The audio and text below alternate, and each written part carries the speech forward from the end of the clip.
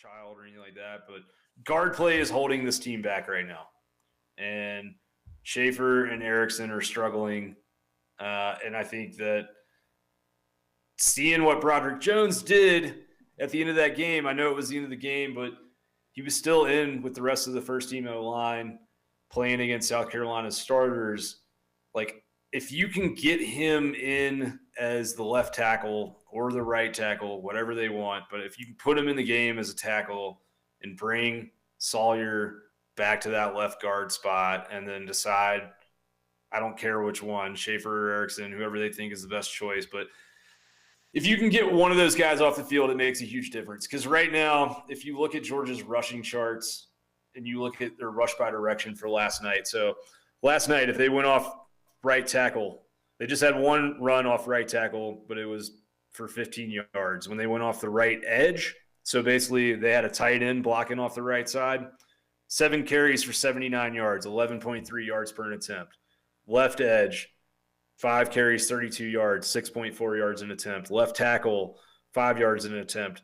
Then you go in the middle. Once you start bumping into the guards and getting in the middle, it's 4 yards per an attempt, 2 yards per an attempt. You know what I'm saying? So, like, Georgia right now really can't run up the middle with 2 guards that are weak. And if they can bring Sawyer into that left guard spot and, you know, Jones can hold down that left tackle spot, then all of a sudden you can do a lot of things kind of off the left side, but still between the tackles, and it opens up split zone concepts and a lot more of those kind of bread and butter monk and run concepts that we saw last year and that we see all over college football.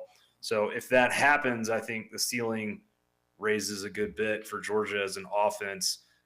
And you still can do all these things outside the tackles from a run game standpoint. But losing Tate Ratledge for the season was a big deal. And everyone was so high off of the Clemson win that I don't think it got talked about that much. But I think that, you know, just looking at his blocking grades last night, you know, Georgia's block grades, Van Pran was number 1, Sawyer was number 2, Broderick Jones was number 3.